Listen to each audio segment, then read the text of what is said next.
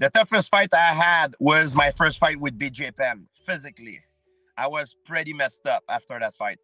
Mentally, the toughest fight I had, it was against Johnny Hendricks. I was in a bad place mentally when I took that fight. I was going through, I would say, a depression, and I didn't want to talk about it at the time because I was ashamed. I believe I would have won. But I'm sure if you ask Khabib the same question, he would have said the same thing. I think it's sad because a lot of fighters, they can't stop. They don't have the discipline to stop at the right time. But if you had to say who is the greatest fighter of all time at the moment, who would you say? Would you say George St. Pierre? No, I think... I'm not surprised, motherfuckers. Tomorrow night, I'm gonna smash your boy, guys. My balls was hot. Who the fuck is that guy? Is he fucking awesome? Yes, welcome to Buiten de Kooi, the #1 MMA podcast in the Netherlands. Usually I'm joined with my co-host Sammy. At the moment he's on his way to a deserved holiday. But we had an opportunity to interview George St. Pierre, so we couldn't let it go. So I did the interview on my own.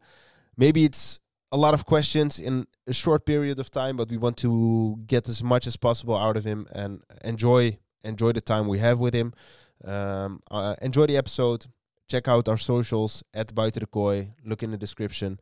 And enjoy the episode. It's a special. It won't be very long. It's about 20 minutes. So let us know what you thought of the episode. And until the next time, check it out on Spotify. Check it out on YouTube. Thank you all for listening. Thank you for joining us, Mr. St. Pierre. We usually start with the first question is, how are you doing? Thank you very much.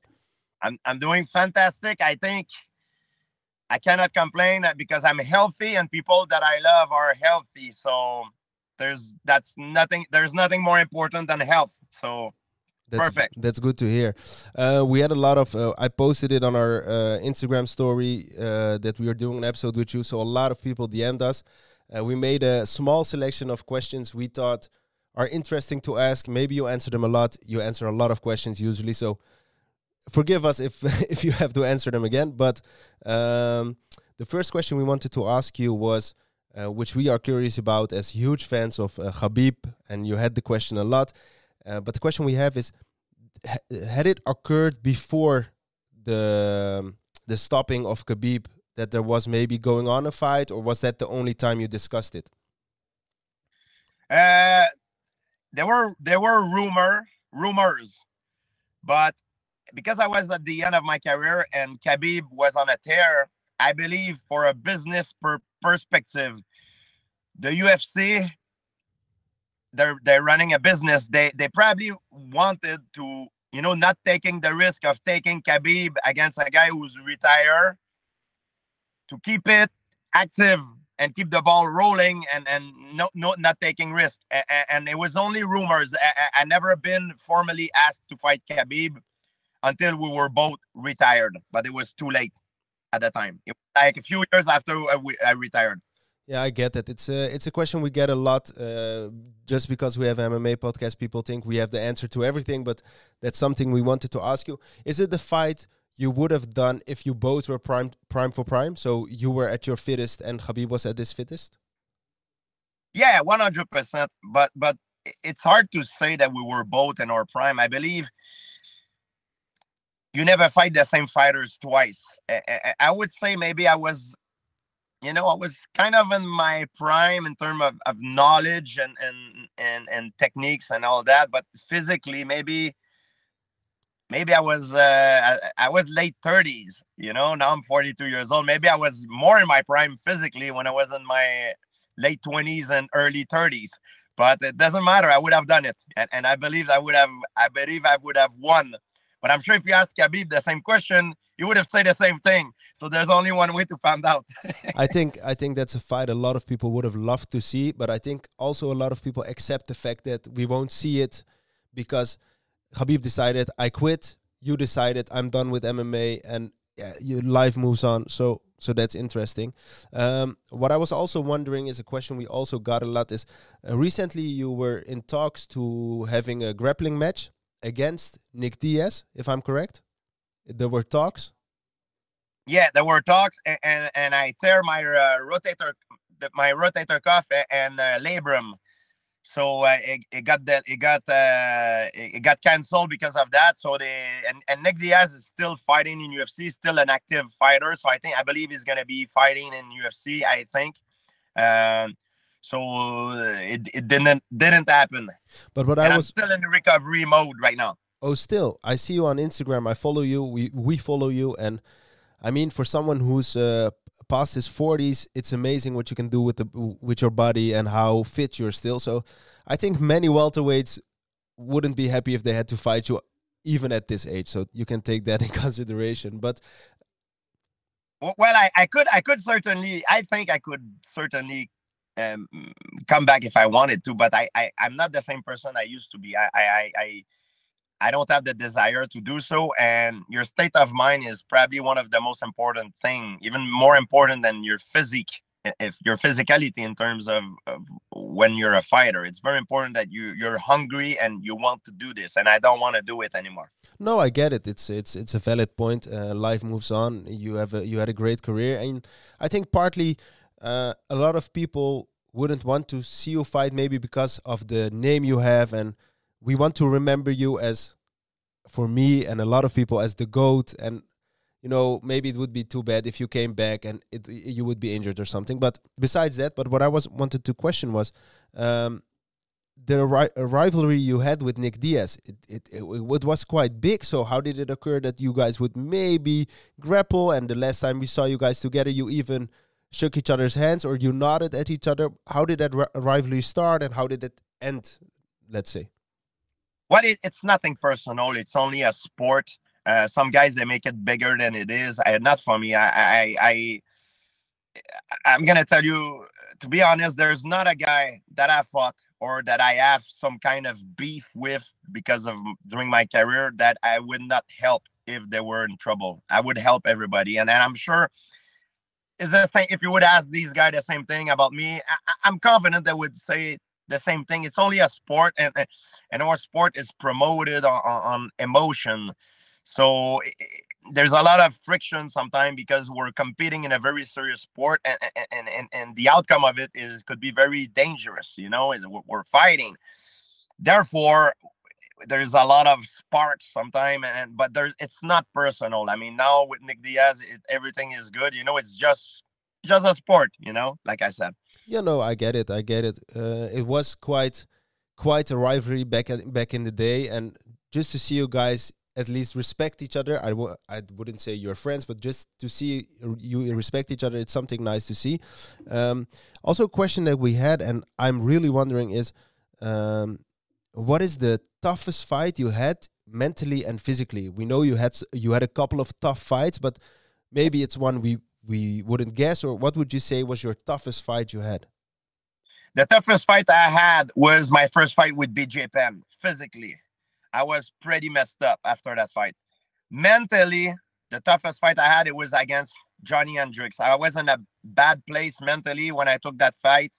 It was a tough period of my life, and I did the fight. It looked worse than it was, because I had a lot of scratch on my face. But the next day I was playing volleyball. I was physically, I was fine. I was just mentally drained. I was going through, I would say, a depression. And I didn't want to talk about it at the time because I was ashamed, because I thought people would say, oh, what is he complaining about? He's popular, he's wealthy, he's the champion of the world. But I had a lot of problem back then, and I was not in an happy place. And that's why I left the sport after that fight. Would you say if you could reconsider that moment, you wouldn't have fought that fight? I would have done things differently, 100%. I was not in a condition to fight mentally. And I always say the mental part of it is more important than the physical part. And it's definitely one of the fight that if I could go back and, do again, I like, there's a lot of fight I would like to change the outcome, and I'm very critical about myself. When I watch a fight, I'm always like, oh, I should have done this, I should have done that. But this is definitely one of the fight that if I could have another chance at it, I'm sure I would have done well and win in a much more decisive fashion. But at the time, sometimes you have to fight regardless the condition. And I always say it's not always the best fighter that wins the fight. It's the fighter that fight the best the night of the fight. And I think, you know, in terms of performance, that was not one of my best performance, you know, and I had some great performance. I had some performance that, you know, they were not as good as I wish they would. And this is definitely one of those fights that I wish I could, you know, erase and come back and do it again, you know, in a better way. Did it hurt you when people said you lost the fight, or were they like, or didn't you give? Excuse my language, or were you like, I don't give a shit and I need to move on? But or was it like, did it hurt you? It hurts me more in the beginning, and I understand why. I watched the fight. There's two fights that were very very tight in my career. They could have been on the other side. The first fight I had with BJ Penn was very very tight. I was pretty messed up, more than BJ, like, because people, they look at the face after the fight. I mark very easy. You know, yeah, you do this to me, I'm gonna have a red spot. There's people that have thicker skin, but when you know, it's not only the damage you have on the fight, it's the damage you inflict on the entire body. I believe against Johnny Hendricks, same thing happened. I think I won that fight because there's instance in the fight that I was closer than he was to finish the fight. Like, I think I won the first round, the third round, and the fifth round. And the second and the fifth, that's where most of the scratch and damage was done. And I think if you count it, it's 3-2. And that's why I believe I won the fight. But it was a close fight. And same thing with BJ Penn. It was a close fight. I believe I lost the first round with BJ decisively, but I won the second and the third.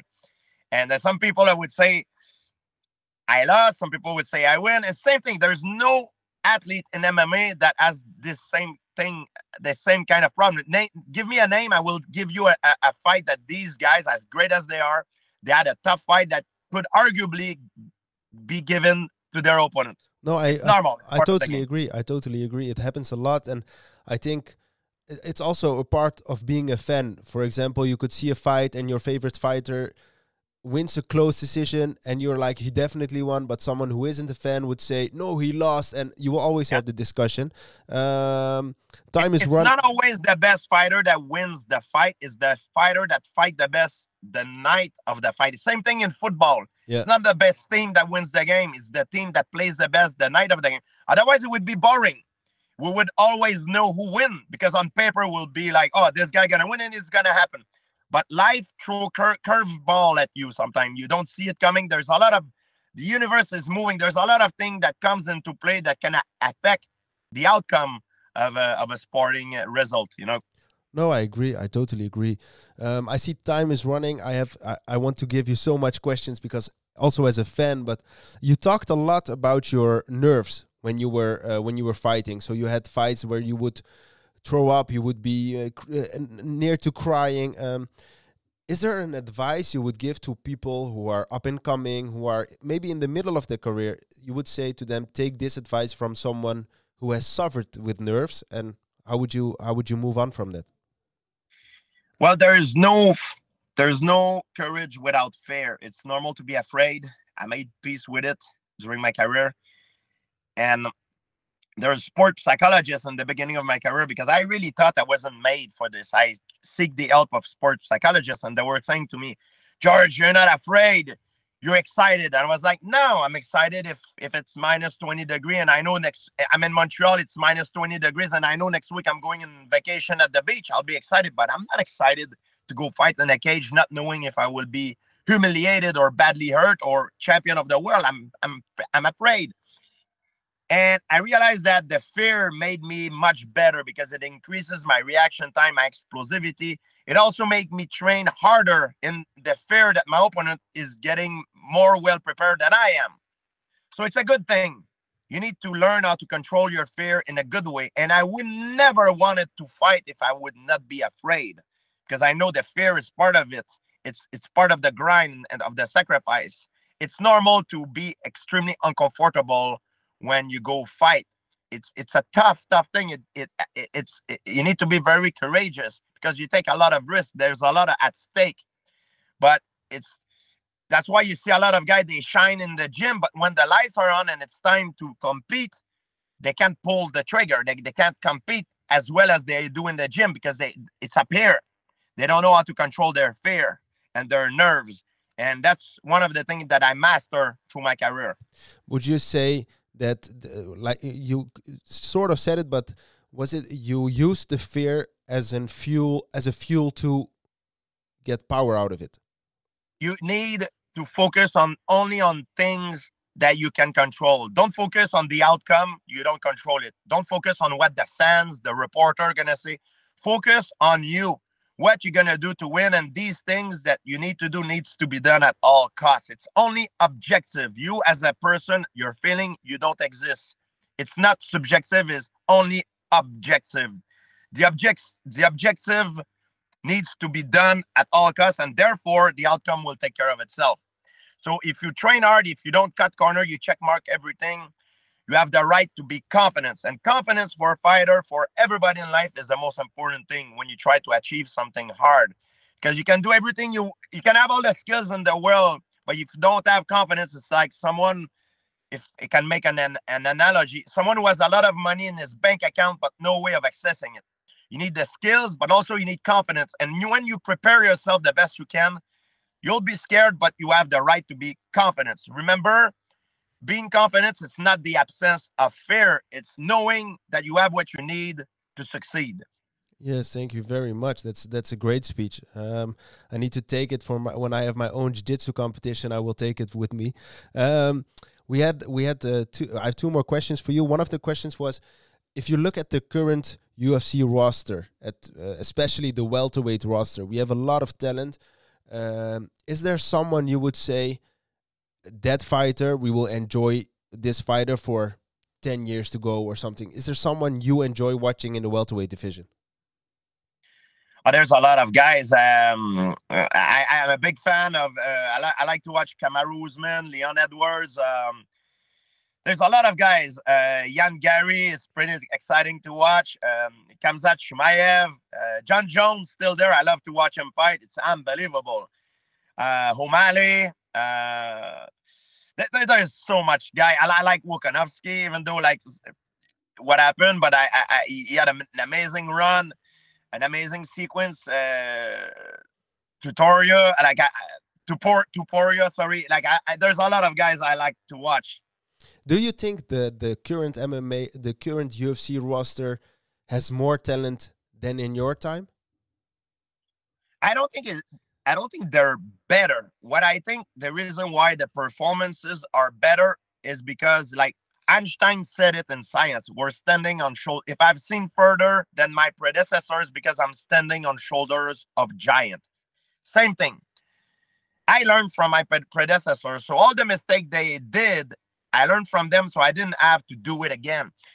In my time, I remember to learn jiu-jitsu, you physically need to be in a class to learn jiu-jitsu.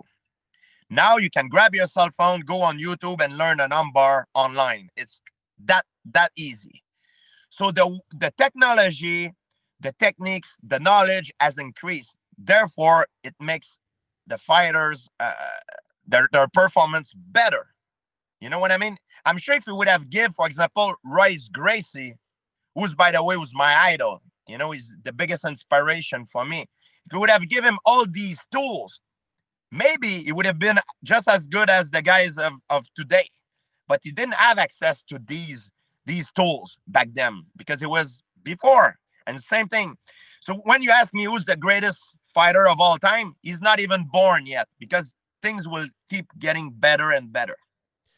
That's but if you had to say who is the greatest fighter of all time at the moment, who would you say? Would you say George St. Pierre? No, I think Royce Gracie have done things at during his time that it's never been done. Even still today, it was just unbelievable. No weight class, no time limit, a tournament fighting multiple times in the night. It was just incredible. For a part of his career, he was undefeated for so long. And just like I can't think of anybody that have done something similar. Of course, if you put him in an octagon today, maybe he would not do so well because time has changed. It has, it's normal. But he was just unbelievable. For me, he was the GOAT. Okay, and the last question I have is, will we ever see you fight in any way of competition? I know you're recovering, but is there any way we could see you fight again? I don't know, but I can tell you this. My career as a mixed martial art fighter, as a serious mixed martial art fighter to defend my legacy is done. Maybe, I mean, in terms of competition, I like to compete. I'm a competitive person. Maybe if it's done for a charity cause or, something that is safe in terms of to minimize the risk of injuries or I'm open to the idea of something like that. But in terms of serious competition in mixed martial art to go for another title run, like, no, I'm not. I'm done because I'm no longer the same person up here that I used to be. I used to be young and hungry, and I was like a psychopath. That was fighting and my ego and being the best in the world, and what people thought of me as a fighter was the most important thing. I'm no longer that person anymore, and I made peace with it. And I think it's sad because a lot of fighters, they can't stop. They don't have the discipline to stop at the right time. As an athlete, we have a window of time when we are in our prime, and everything that goes up goes down at one point. And unfortunately, some people, I believe, they stay there too long. You can do it in basketball and football. It's not that bad. But in fighting, it is bad because you get punched in the head and you accumulate a lot of damage. And it's bad. And also business-wise, if you stay there too long, you accumulate some losses. You're like a stock. And when you accumulate losses, I compare fighters to athletes to stock. Your stock go down. And when you retire, those opportunities that would be open to you if you would have retired on top are no longer there. So that's why it's important, I think, to stay, like, ask people around you that really care about you, who are there for you, that are not only there for the spotlight. Hey, is my best time is gone? If the answer is yes, but take your chip and get out. It's the best thing you can do for your health and also for your business as well as an athlete. I get it, Mr. St. Pierre. I have to keep my promise to Philippe, even though I could talk an hour with you. You have a busy schedule. I have other interviews after. It's all lined up. I know. Like a window. So that's why when I stop recording, I want to say two things before you hang up, if you have time. But thank you very much for giving us this time. I wouldn't have imagined this when we started a year ago. I won't imagine this if I'm 10 years further. So thank you very much. You are, for me, one of the greatest fighters of all time. You made my youth when I'm watching MMA. So thank you for that. And hopefully we can do it again later with my co-host Sammy, so he can also enjoy your stories. But for now, I want to thank you. Thank you all for listening. Follow Mr. St. Pierre on his socials. He has a big following, but it could always be bigger. It's always good for business. And thank you all for listening. Mr. St. Pierre, thank you again. Thank you, guys. Cheers.